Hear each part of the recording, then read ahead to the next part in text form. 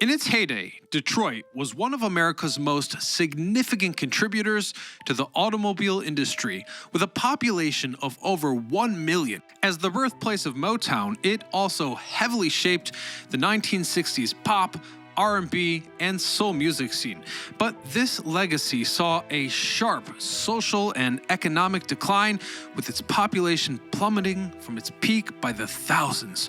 Many of its formerly famous buildings sit empty and abandoned, left to wither as remnants of a time long since past.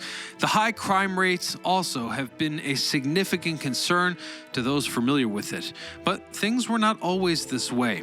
Today we discover the rise and fall of Detroit. I'm your host Ryan Socash, and you're watching It's History.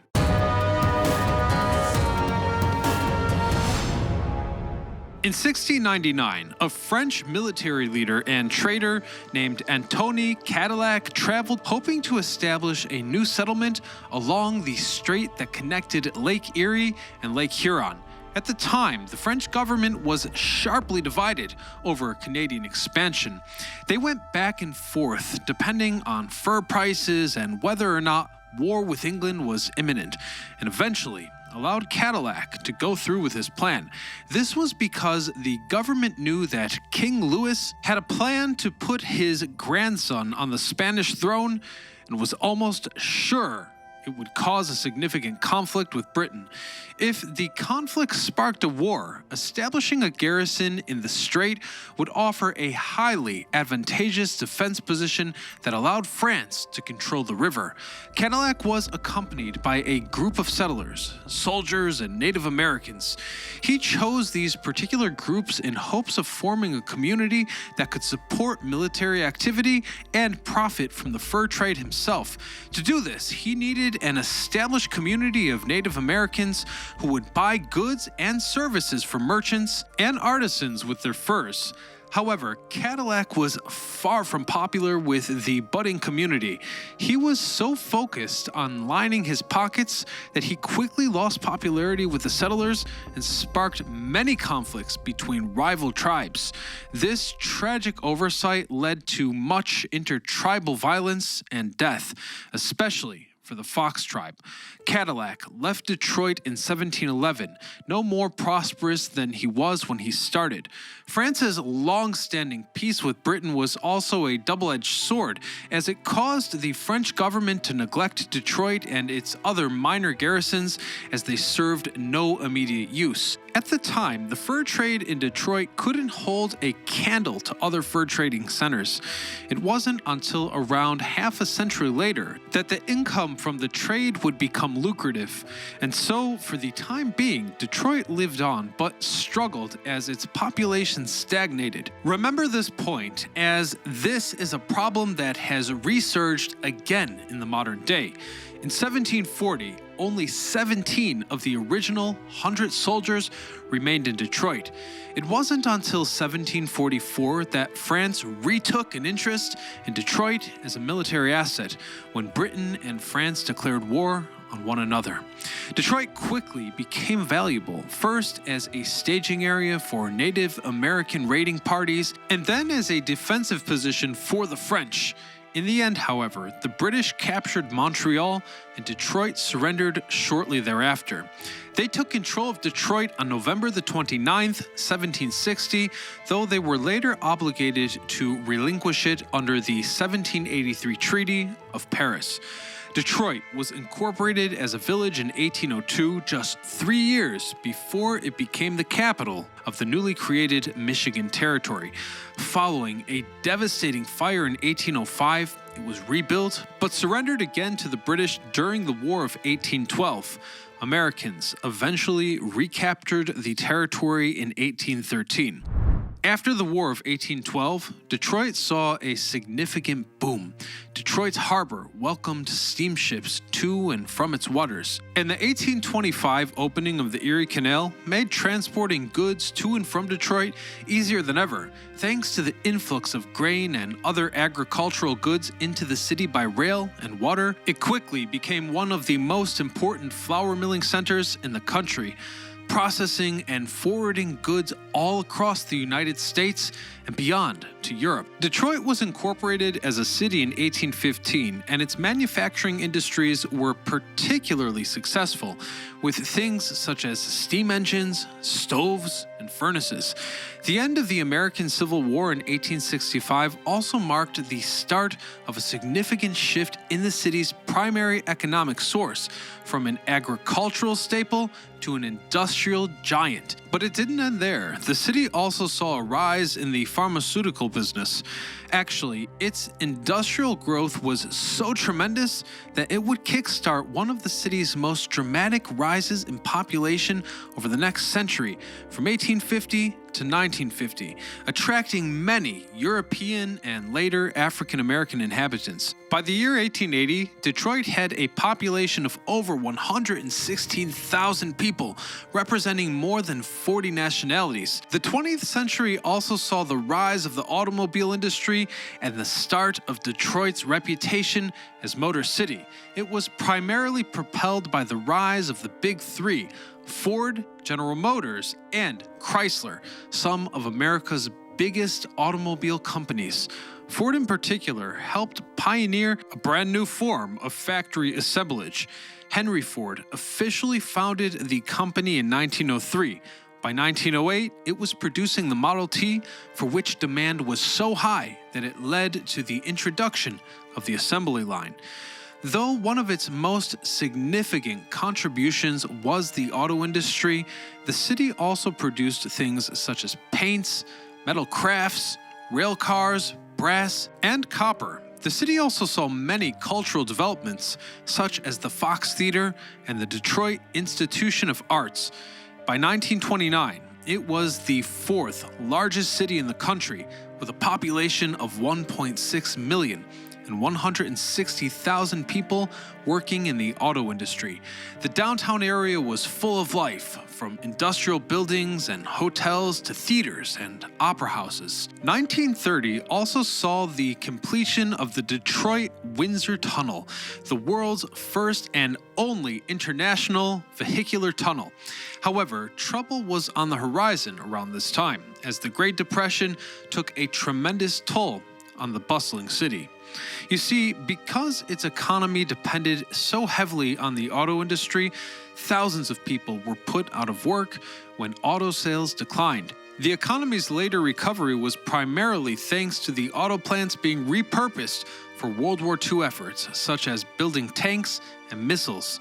This earned Detroit the name, quote, the arsenal of democracy. What's more, we can't discuss Detroit's most significant achievements without taking a look at Motown. The story of Motown began with its founder, Berry Gordy III. Gordy met and started writing songs for Jackie Wilson, leading to two hits, Reed Petite and Lonely Teardrops. This newfound success in songwriting led Gordy to begin scouting Detroit for new musical acts to promote. He discovered Smokey Robinson's band, The Miracles, in 1957, and at the same time started to lay the foundations for his record company. Gordy founded Tamla Records in Detroit, converting a two-story home of Detroit's Grand Boulevard into a dedicated recording studio and office, which he renamed Hitsville, USA. By the early 1960s, the label saw its first hit with Barry Strong's Money, That's What I Want. From there, Gordy began to sign more and more acts, eventually renaming Tamla Records as Motown Records, with Motown coming from the words motor and town to honor the city's history.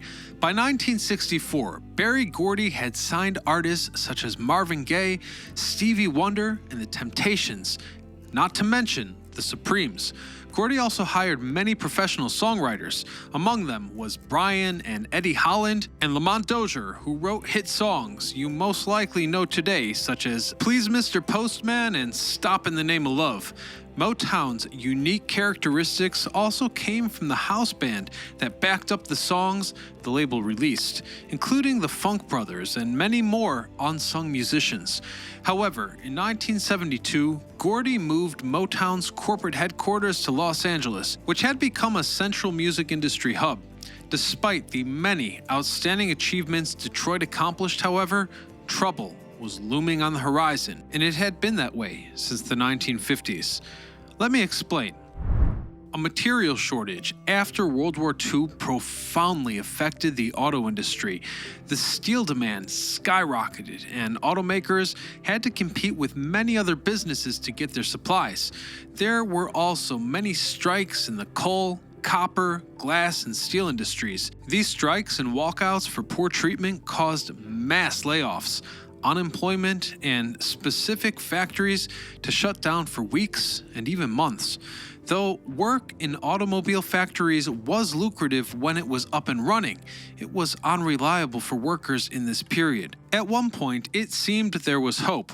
You see, the end of material rationing temporarily brought the auto industry back into swing from late 1952 to early 1953, though it quickly fell off again with the US's next recession.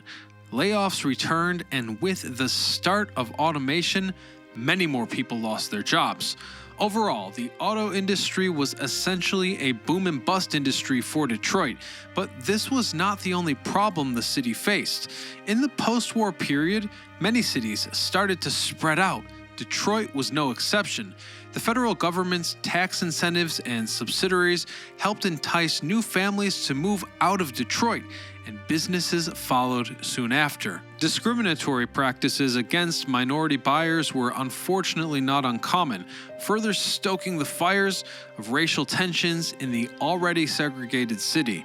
Two major riots occurred in 1943 and in 1967. Detroit's heavy reliance on automobiles as a part of its industrial landscape was a blessing and a curse. While it contributed significantly to the city's peak, it also led to rapid population decline and economic disaster, a disaster that would ultimately follow automotive decentralization. After the initial post-World War II expansion cooled off and Detroit's population and revenue started to fall, the city instituted its first income tax, doubling it just 6 years later. You see, in the early 1980s, a national recession strained the auto industry and only further spiraled the city's already poor finances. Income taxes would then raise again from 2% to 3%, and with them, thousands of workers would have their wages frozen. The city instituted a new utility tax in 1971 and a wagering tax in 1999. The more people left, the more tariffs the city created to stay afloat. Basically, the town became more expensive and less attractive for residents and businesses. Between 1950 and 1980, the city experienced a population loss of over 600,000. Abandoned factories and homes were both problematic and expensive to repair or remove, making it even more difficult to entice new businesses. This was an official downward spiral, with the city doubling its debts by 2012. Detroit's mayor, Kwame Kilpatrick, also went down in history for all of his scandals. He was briefly incarcerated for obstruction of justice and was forced to resign in 2008, later finding himself accused of abusing his power in the mayor's office. 5 years later, he was convicted of many counts, which included bribery, racketeering, and extortion, and these scandals only further corroded Detroit's image. In May of 2009, former Pistons star David Bing was elected to finish out the mayor's term. The job ahead of him was massive. By then, the city's population had already declined by 1/4 over the past 10 years alone. However, Bing only focused on more stable areas to entice more people to move in, shifting the city's much-needed money and attention away from distressed and poverty-stricken neighborhoods. The city's financial situation only continued to spiral downwards, to the point where the governor of Michigan, Rick Snyder, appointed Kevin Orr as Detroit's emergency manager. Orr was given executive power to deal with the immense debt the city had fallen into. Unfortunately, he was unable to reach an agreement with the city's creditors, and so it was. The town was found eligible for bankruptcy in December of 2013. where it stayed for a year before emerging in 2014. Today, many buildings and former attractions still sit abandoned, but there remains a projected hope for a slow but eventual economic recovery. Between 2010 and 2019, around 708 new housing structures were constructed in Detroit. The U.S. Treasury Department has founded the removal of 15,000 homes and businesses foreclosed for years. Tax and spending policies have been used to push downtown development forward. Bond investors have also recently become interested in the city, providing yet another local revenue source. However, it's essential to note that Detroit still continually struggles with a high poverty rate and concerns regarding gentrification and population displacement. And whereas most images you might come across online suggest that Detroit looks like a hellish landscape, for a lack of better words, I've actually heard that the city is lovely. So let me know the truth in the comments section below. And until next time, this is Ryan Socash, signing off.